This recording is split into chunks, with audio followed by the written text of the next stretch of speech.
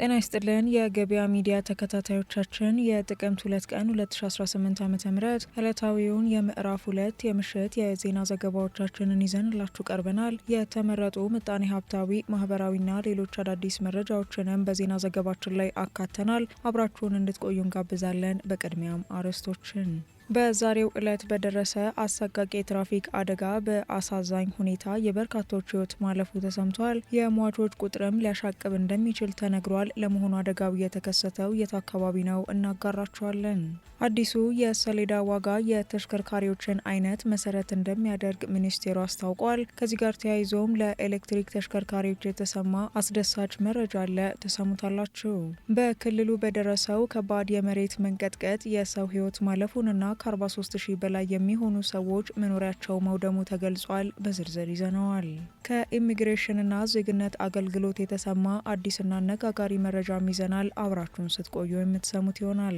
የተወደዳችሁና የተከበራችሁ የገበያ ሚዲያ ተከታታዮቻችን የዕለቱን የምዕራፍ 2 የምሽት የቢዝነስ ዜና ዘገባዎቻችንን እየተከታተላችሁ አብራችሁን እንድትቆዩ እንጋብዛችኋለን። በዝርዝር ወደምንመለከታቸው እናልፋለን።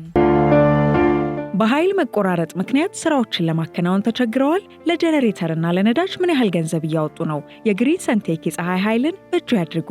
ከግሪን ሰንቴክ ጋር የኃይል መቆራረጥ ፈጽሞ አይታሰብም። የኃይል አቅርቦቱ ሰፊ በመሆኑ በመብራት መቆራረጥ ምክንያት አንዳች ስራው አይስተጓጎልም። የፀሐይ መፍትሄዎች እኛ ጋር ናቸው። በከፍተኛ ጥራት የተሰሩ የሊቲየም ባትሪዎች ከኢንቨርተር ጋር እንዲሁም በብዙ የፓኔል አቅም አማራጮች ለሆቴል፣ ለባንክ፣ ለጤና ተቋም፣ ለቢሮ ወይም ለቤት ምን ያህል ኃይል እንደሚያስፈልጎ እኛ እንነግሮታለን። ዋጋው ተመጣጣኝ ከመሆኑ በተጨማሪ ከዳሽን ባንክ ጋር የዱቤ ያለ አገልግሎት በአነስተኛ ወለድ አማራጭና በሸሪያው ሕግ መሰረት ያለ ወለድ መጀመራችንን ስንገልጽ በታላቅ ደስታ ነው። አንድ ጊዜ ተግብሩ፣ ዓመታትን ቆጥቡ። ይህ ፀሐይ ብቻ አይደለም፣ የሚቀጥል ኃይል ጭምር እንጂ። የግሪን ሰንቴክ ኃይልን በእጁ ያስገቡ። አድራሻችን 22 ማዞሪያ ኳሊቲ ህንፃ አንደኛ ፎቅ ቢሮ ቁጥር 103። ለበለጠ መረጃ በ0989 41 42 19 አሊያም በ0989 41 42 09 ላይ ይደውሉ። ግሪን ሰንቴክ ኃይል በእርሶ እጅ ውስጥ ነው። ባንኩ የአንድ አክሲዮን ትርፍ ወደ 68.3 በመቶ ማሳደጉን ገለጸ። ዘመን ባንክ የአንድ አክሲዮን ትርፍ ወደ 68.3 በመቶ ማሳደጉንና ከግብር በፊት 8.9 ቢሊዮን ብር ትርፍ ማግኘቱን አስታውቋል። ባንኩ 14.4 ቢሊዮን ብር ገቢ ማስመዝገቡን የገለጹት የባንኩ ዳይሬክተሮች ቦርድ ሰብሳቢ እንዬ ቢመር አጠቃላይ ትርፉም ከቀደመው ዓመት ጋር ሲነጻጸር በ1 በመቶ 36 በመቶ ማደጉን ገልጸዋል። የባንኩ አጠቃላይ ሀብት በተጠናቀቀው የበጀት ዓመት 88.6 ቢሊዮን ብር በመድረስ ካለፈው ዓመት በ49.7 በመቶ ጭማሪ ማሳየቱንም አክለዋል። የባንኩ የተበላሸ የብድር መጠን 2.81 በመቶ ብቻ ነው ያሉት የቦርድ ሰብሳቢዋ የኢትዮጵያ ብሔራዊ ባንክ ካስቀመጠው የ5 በመቶ ገደብና ከባንኩ የውስጥ መለኪያ የ4 በመቶ ገደብ አንጻር ዝቅተኛ መሆኑን ተናግረዋል።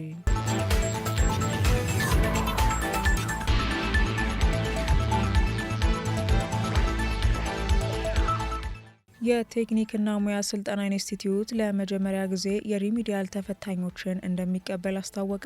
የቴክኒክና ሙያ ስልጠና ኢንስቲትዩት በ2018 ዓ.ም ለመጀመሪያ ጊዜ የሪሚዲያል ተፈታኞችን እንደሚቀበልና አዲስ የተቀረጹ የስልጠና መርሃ ግብሮችንም ይፋ እንዳደረገ አስታውቋል።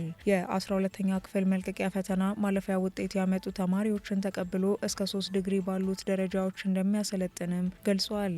በመደበኛ በቅዳሜና እሁድ እንዲሁም በክረምት የስልጠና መርሃ ግብሮች ከደረጃ 6 እስከ 8 ከመጀመሪያ እስከ 3ኛ ዲግሪ የቴክኒክና ሙያ ስልጠና እንደሚሰጥም የኢንስቲትዩቱ ዋና ዳይሬክተር ዶክተር ብሩክ ከድር ገልጸዋል።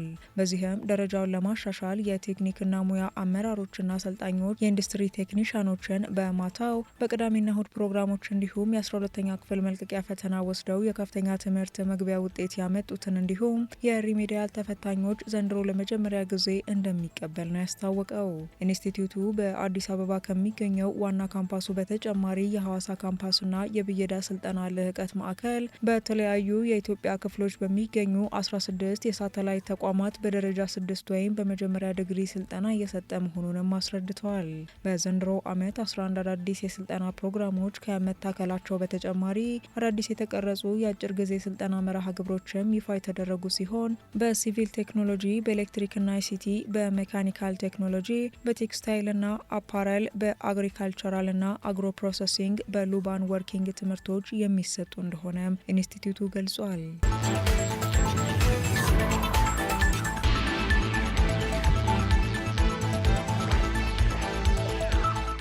በዛሬው ዕለት በደረሰው አሰቃቂ ትራፊክ አደጋ የበርካቶች ሕይወት ማለፉ ተሰማ። በዛሬው ዕለት በአማራ ክልል ኦሮሞ ብሔረሰብ አስተዳደር ዞን ጨፋሮቢት ከተማ በደረሰ የትራፊክ አደጋ የ10 ሰዎች ሕይወት ማለፉ ተገልጿል። አደጋው 60 ሰዎችን አሳፍሮ ሲጓዝ የነበረ የህዝብ ማመላለሻ ተሽከርካሪ ልዩ ስሙ ጃራ ድልድይ ከተባለ ቦታ ላይ ከከባድ ጭነት ተሽከርካሪ ጋር በመጋጨቱ እንደተከሰተም ተነግሯል።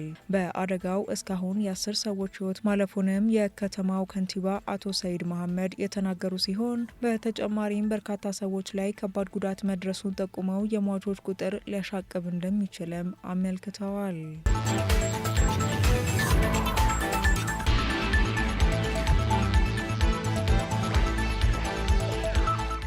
የአዲሱ ሰሌዳ ዋጋ የተሽከርካሪዎችን አይነት መሰረት እንደሚያደርግ ተነገረ።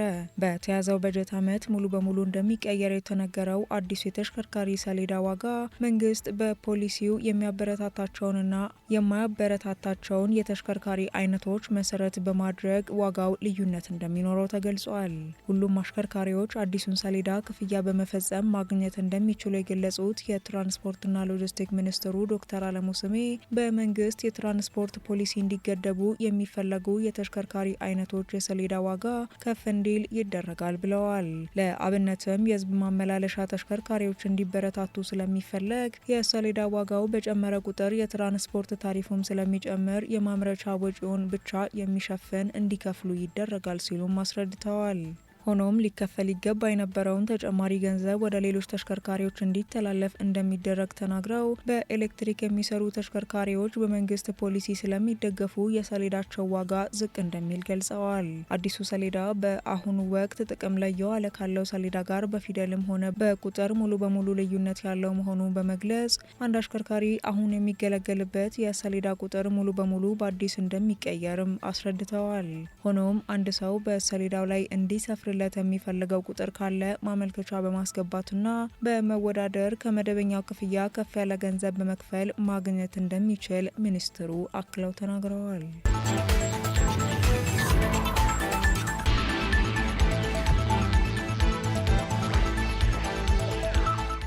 አገልግሎቱ ከፌዴራል እስከ ቀበሌ ዲጂታል የሲቪልና የቤተሰብ ምዝገባ ለማከናወን እየሰራ መሆኑን አስታወቀ።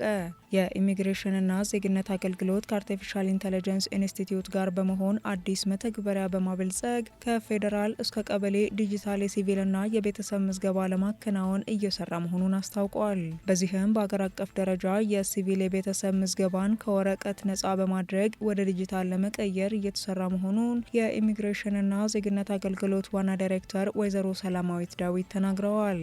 አሰራሩ ከብሔራዊ ዲጂታል መታወቂያ ከፓስፖርትና ከሌሎች አገልግሎቶች ጋር የተቀናጀ ተናባቢ የምዝገባ ስርዓት ለመዘርጋት የሚያስችል ሲሆን እንደ ልደት ያሉ ማስረጃዎችን ከዜግነትና ለውጭ ዜጎች ከሚሰጡ አገልግሎቶች ጋር በቀጥታ በማገናኘት አንድ ሰው አንድ ማንነት እንዲኖረው የሚረዳ መሆኑም ተጠቁመዋል።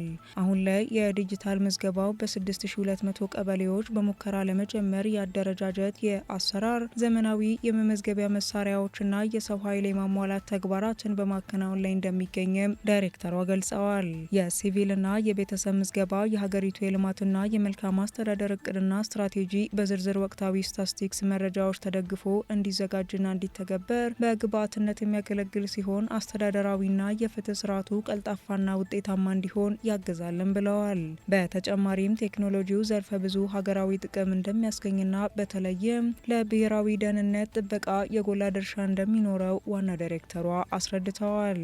የሲቪል ምዝገባ ስርዓትን ለማጠናከርና ዓለም አቀፍ የሲቪል ምዝገባን በትክክለኛው መርህ በሁሉም አካባቢ ተግባራዊ ለማድረግ ባለድርሻ አካላት ኃላፊነታቸውን እንዲወጡ ዋና ዳይሬክተሯ ጥሪ ማቅረባቸው ተዘግቧል።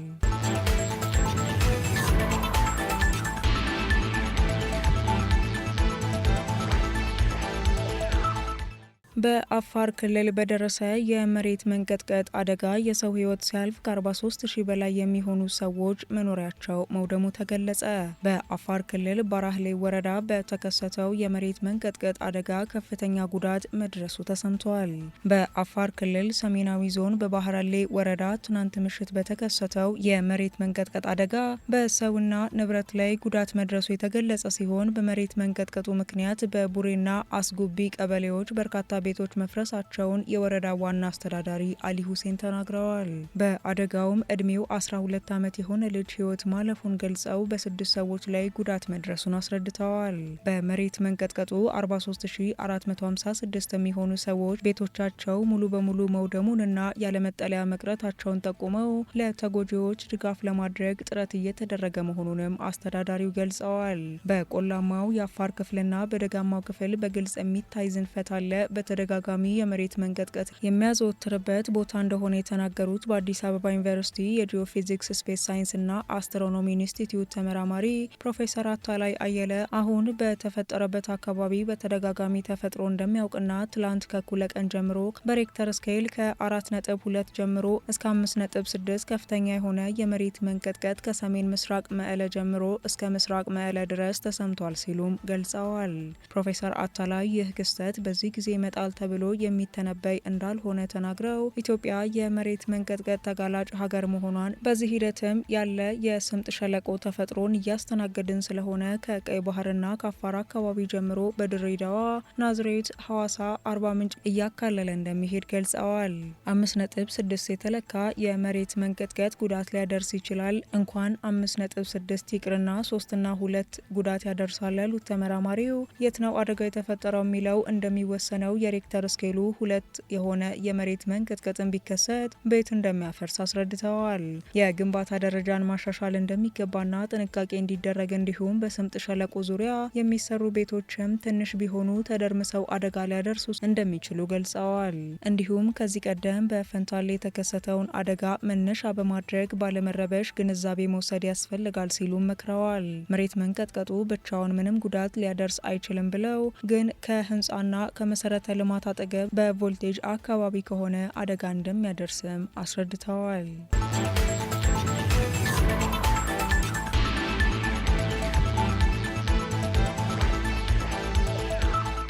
የተወደዳችሁና የተከበራችሁ የገበያ ሚዲያ ተከታታዮቻችን የዕለቱን የምዕራፍ 2 የምሽት ዜና ዘገባዎቻችንን እየተከታተላችሁ አብራችሁን ስለቆያችሁ እናመሰግናለን። ከቀሪ የገበያ ሚዲያዎች ጋር አብራችሁን እንድትቆዩ ጋበዝናችሁ። ሰናይ ምሽት ይሆንላችሁ።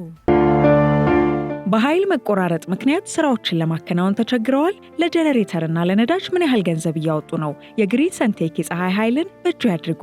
ከግሪን ሰንቴክ ጋር የኃይል መቆራረጥ ፈጽሞ አይታሰብም። የኃይል አቅርቦቱ ሰፊ በመሆኑ በመብራት መቆራረጥ ምክንያት አንዳች ስራው አይስተጓጎልም። የፀሐይ መፍትሄዎች እኛ ጋር ናቸው። በከፍተኛ ጥራት የተሰሩ የሊቲየም ባትሪዎች ከኢንቨርተር ጋር እንዲሁም በብዙ የፓኔል አቅም አማራጮች ለሆቴል፣ ለባንክ፣ ለጤና ተቋም፣ ለቢሮ ወይም ለቤት ምን ያህል ኃይል እንደሚያስፈልጎ እኛ እንነግሮታለን። ዋጋው ተመጣጣኝ ከመሆኑ በተጨማሪ ከዳሽን ባንክ ጋር የዱቤ ያለ አገልግሎት በአነስተኛ ወለድ አማራጭና በሸሪያው ሕግ መሰረት ያለ ወለድ መጀመራችንን ስንገልጽ በታላቅ ደስታ ነው። አንድ ጊዜ ተግብሩ፣ ዓመታትን ቆጥቡ። ይህ ፀሐይ ብቻ አይደለም የሚቀጥል ኃይል ጭምር እንጂ።